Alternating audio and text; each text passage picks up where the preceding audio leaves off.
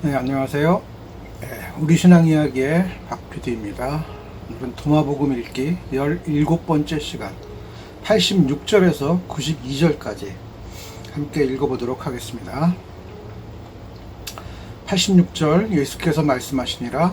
여우도 제 굴이 있고 새들도 제 둥지가 있으나 사람은 누워 쉴 곳이 없도다. 87절 예수께서 말씀하시니라. 한 육체에 의지하는 육체는 얼마나 가련한가. 또 이 둘에 의지하는 영혼은 얼마나 가련한가. 88절 예수께서 말씀하시니라. 사자들과 선지자들이 너희에게 와서 너희에게 속한 것을 주리라.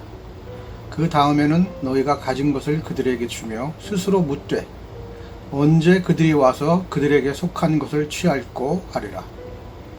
89절 예수께서 말씀하시니라. 너희는 왜 자네 바깥을 닦느냐. 안을 만드니가 바깥도 만든 이인 것을 깨닫지 못하느냐. 90절 예수께서 말씀하시니라. 나에게 오라. 이는 나의 멍에는 편하고 나의 다스림은 온화함이라. 너희는 너희를 위하여 안식을 얻게 되리라. 91절 그들이 그에게 청하되 당신을 믿도록 당신이 누구인지 우리에게 말씀하소서. 그가 그들에게 말씀하시되 너희가 하늘과 땅의 형세는 분별하였으나 너희 면전에 있는 사람을 알지 못하였고 또 지금 시기를 분별하는 법을 모르는도다. 92절 예수께서 말씀하시니라. 찾으라 그리하면 찾을 것이라. 이전에는 너희가 나에게 묻는 것들에 대해 내가 말해주지 않았느니라. 지금은 그것들을 말해주려 하나 너희가 찾지 않는도다. 86절의 말씀은 기존 복음서에도 나오는 이야기입니다. 여기서는 사람이라고 번역한 부분은 영어로는 Son of Man 또는 Human Beings입니다. 기존 성경에서는 인자라는 말로 번역했는데 이 말의 정확한 뜻은 아담의 아들이라는 말입니다. 아담의 아들이기에 그냥 사람으로 보면 됩니다. 물론 아담에 관한 상징성이 있기는 합니다. 그러나 그 상징성이 예수식의 관점과 바울식의 관점이 다릅니다. 예수는 아담을 창조하는 인간으로 보았습니다. 에덴 동산에서 각종 동물과 식물들의 이름을 붙여주는 일들이 바로 창조 과정을 가리키기 때문입니다. 성서에도 이름을 바꾸는 경우가 여러 번 나오는데 이름을 바꿈으로 해서 그 인간을 새롭게 창조해내기 때문입니다.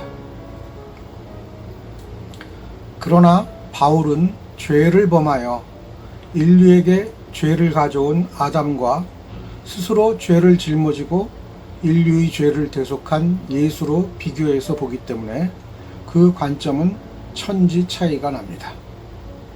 하지만 예수가 스스로 아담의 아들이라고 불렀다는 것은 죄의 아들이 아니라 창조의 아들인 아담의 역할을 이어받았다는 것을 상징합니다. 율법에 짓눌려 죄인으로 살아가야만 했던 사람들을 모두 사랑을 통한 자유인으로 불러내기 위해 왔다고 선언하기 때문입니다. 그렇기에 예수를 믿음으로 자유인이 되는 것이 아니라 예수의 메시지를 듣고 그렇게 살아갈 때 자유인이 된다는 것입니다. 이것이 복음의 핵심입니다. 그러나 영지주의 또한 바울의 영향력에서 그리 많이 떨어져 있지 못하기 때문에 도마복음의 내용이 갈팡질팡하는 경우가 많이 보입니다. 다시 본문 내용으로 돌아가자면 두 가지로 해석이 가능합니다. 팍팍한 현실에 대한 씁쓸함을 말한 것일 수도 있고 이 말을 영적 순례 차원에서 본다면 아직 깨달음의 길이 멀다는 내용으로 볼 수도 있습니다. 어느 쪽이든 결핍에 관한 자조라고 해석할 수 있겠습니다. 그런데 현실에서 목사들은 보다 더 큰 자동차, 더 큰 집, 뭐 더 이상 말을 하지 말아야 되겠죠. 87절은 구체적 배경이 없어 그 내막은 알 수 없지만 상상해서 구성해 보자면, 너무나 현실적이고 속물적인 제자가 있었는데 그 제자가 공동체의 먹거리를 담당하여 처리하고 있다고 칩시다. 이 제자는 너무나 속물적이라 모든 일을 돈으로 계산하는 그런 제자, 자신과 자신을 따르는 사람들의 식량을 공급하는 그 제자를 보며 그럴 수밖에 없는 자신을 볼 때 이런 탄식이 흘러나오지 않았을까 상상해 봅니다. 88절에서는 메신저를 사자라고 번역했는데, 이 메신저와 선지자들이 우리에게 와서 무언가를 주는데 그것은 우리만 모를 뿐이지 실상은 우리에게 속해 있던 것이라는 말입니다. 그런데 그에 대한 보답으로 우리가 우리에게 속해 있던 것을 또 그들에게 준다는 말입니다. 그리고는 걱정을 합니다. 그들이 우리에게 준 것을 그들이 다시 와서 가져갈까봐. 이것이 뭐 영적인 것을 이야기할 수도 있고요. 또 다시 그들에게 다시 준다는 것은 뭐 물질적인 것일 수도 있지요. 이거는 이제 뭐 현실 속에서 어떻게 보느냐에 약간씩 이해가 다를 수 있습니다. 자, 상상해 보십시오. 얼마나 바보 같은 짓을 하고 있는지. 실상 저들은 우리에게 준 것이 아무것도 없다는 말이죠. 내게 있는 것을 그들이 주니까 고맙다고, 내게 있는 것을 그들에게 주고 그들에게 받은 것을 빼앗길까 두려워하고 있다는 말입니다. 그러니까 본래 내게 있는 것을 다른 사람이 와서 나한테 주니까 고맙다고 나한테 있는 걸 또 다시 그 사람한테 주고, 그 받은 것을 또 빼앗길까봐 걱정을 한다는 거죠. 이건 저 영지주의자들의 말이 아니라 오늘날 기독교 현실을 정확하게 가리킨다고 볼 수 있겠습니다. 89절은 허례와 허식에 찌든 율법 준수의 숨통을 끊기 위한 말입니다. 율법을 지키기 위해 인간의 삶을 망가뜨리는 일이 부지기수였기 때문에 예수는 율법의 정신을 강조합니다. 율법 안에 담긴 정신은 인간을 인간답게 살리기 위한 사랑이라는 것을 다시 강조하는 말입니다. 그래서 자신은 율법을 완성하기 위해 왔다고 말하는 것입니다. 그렇게나 율법을 어겨가면서 말입니다. 그의 율법 무시행위는 언제나 그 안에 인간이 먼저라는 생각을 담고 있다는 것을 알려줍니다. 90절은 바로 89절의 생각들이 연장된 내용입니다. 사랑으로 자유한 사람은 얼마나 편하겠느냐는 말입니다. 내가 그 멍에를 깨뜨려 주겠다는 말입니다. 십자가 때문에 가능한 일이 아니라 바로 지금 이 순간 너희가 깨달아 알기만 하면 언제든 가능한 일이라는 말입니다. 십자가가 온화하지는 않지 않은가 말이죠. 사랑이 온화하겠죠. 십자가가 안식을 주겠습니까? 사랑이 안식을 주겠죠. 바로 그 사랑의 메신저 예수의 모습을 부각시키고 있습니다.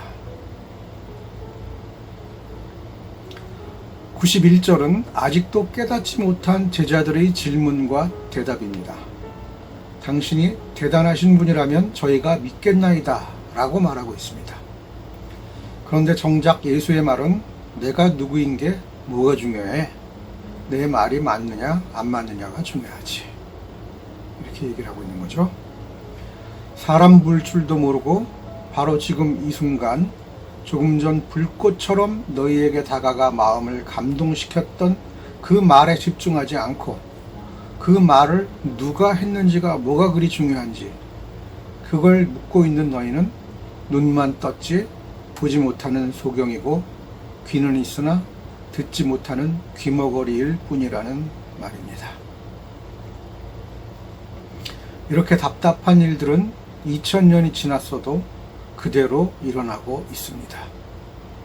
권력, 자본, 학벌 등과 같은 힘을 가진 자라야 내가 믿고 따르겠나이다 라고 하는 노예 근성. 대형 교회로 사람들이 몰리는 이유도 바로 이런 생각의 발로일 뿐입니다. 90절의 말처럼 자신들이 대형 교회로 만들어 놓고, 이건 뭡니까? 자기에게 있는 것을 그들에게 주고, 그들이 주는 메시지에 취해 자신들에게 있는 것을 또다시 그들에게 주고, 돈이니 논밭이니 많이들 갖다 바치고 있지요. 그들의 메시지에서 멀어지게 될까봐 두려움에 떠는 상황이라는 말입니다. 92절은 영어로는 seek 하면 find 한다는 말의 번역입니다. 그런데 물을 땐 안 가르쳐 주다가 이제는 가르쳐 주려 하는데 안 묻는다고 말합니다. 왜 그럴까요? 왜 처음에 물을 때 가르쳐 주지 않았을까요? 간단합니다. 가르쳐 줘봐야 알아듣지도 못하기 때문이겠죠. 그런데 왜 지금은 가르쳐 주려고 할까요? 귀는 간신히 열고 눈도 간신히 떴기에 이제 좀 보여주고 들려주려고 한다는 말입니다. 그렇다면 왜 묻지 않을까요? 엉뚱한 방향을 향해 있기 때문입니다. 어떤 방향일까요? 너희 스스로 자유인이 될 수 있어. 그 방법을 알려줄게 라고 말하는 사람에게 당신만 믿으면 우리가 구원받게 된다는 거지요. 제가 하지 않고 당신이 해준다는 거지요. 이러고들 있기 때문입니다. 실상은 바로 이것이 기독교의 근본 문제입니다. 네, 여기까지 도마복음 읽기 17번째 시간 마치겠습니다. 감사합니다.